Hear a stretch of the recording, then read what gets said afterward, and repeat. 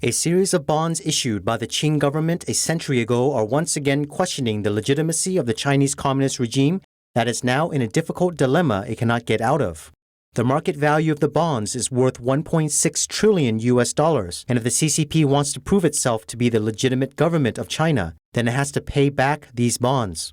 Then it must recognize that the Republic of China, Taiwan, is the legitimate government of China.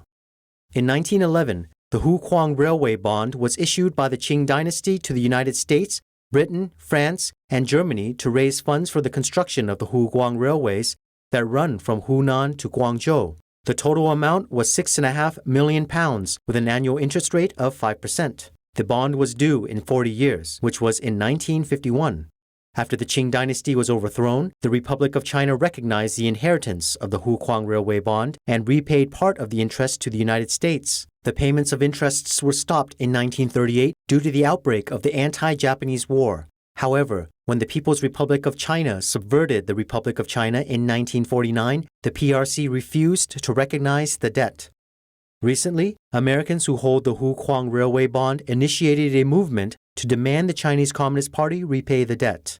These bonds were originally issued under the Republic of China, of what we know today as Taiwan.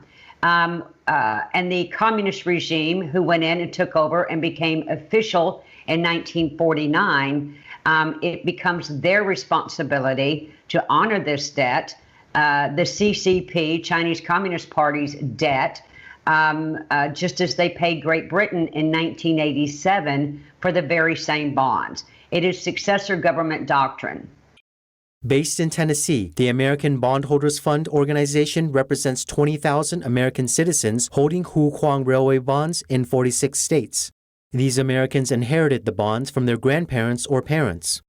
Jonna Bianco expressed to NTD that governments all over the world issue long-term debt. For example, the CCP currently issued 100-year bonds to Europe.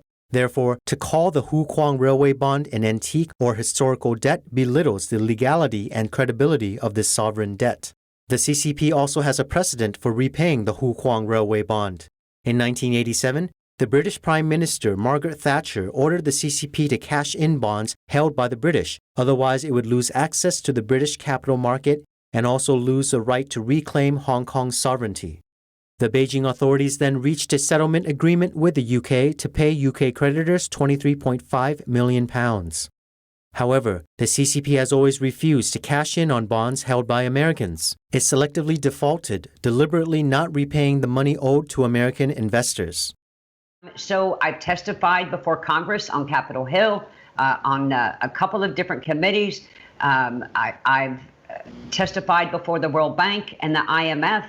Have held many, many meetings with members of Congress, administration officials, State Department, Treasury, Securities and Exchange Commission, all of whom confirm that this is a legitimate legal debt owed by the People's Republic of China, but just China refuses to pay, even though they pay Great Britain. As early as 1973, before the establishment of diplomatic relations between the United States and China, the U.S. representative told the CCP during negotiations that although the debt does not have to be repaid immediately, the U.S. will not exempt it. Although the CCP government claims to be the only legal government in China and has the right to inherit the sovereignty of Hong Kong left by the Qing government, it does not recognize the right to inherit the Hukuang Railway bonds issued by the Qing government. OneChina Policy that the Chinese Communist Party dictates claims Taiwan as part of their One China policy. So unless the People's Republic of China is saying that Taiwan, the Republic of China, is the real China, then this would become the ROC debt. But because the People's Republic of China mandated a One China policy, and that now, as we have seen, how they have tried to take Hong Kong under their banner, and of course Taiwan, and they control the seat at the UN and make every country abide by their One China policy.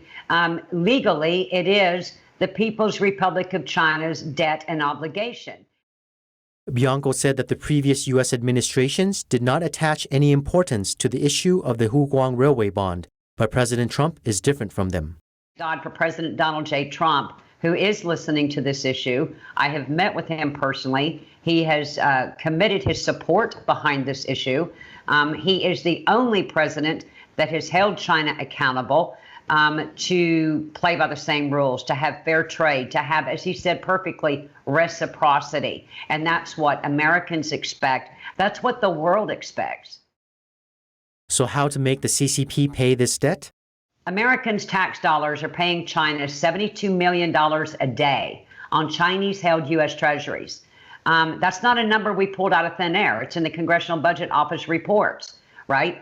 So why are we sending that $72 million a day to China when they owe Americans trillions of dollars in damages from their Wuhan virus, in intellectual property theft, in forced technology? The list is a mile long over the damages caused by the Chinese Communist Party.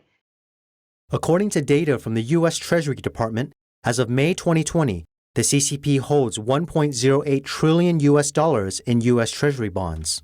Bianco suggested that the Trump administration exchange bonds with the CCP, that is, use the Hukuang Railway bonds to repay the U.S. Treasury bonds held by the CCP. Bianco said that she is confident that this matter will succeed.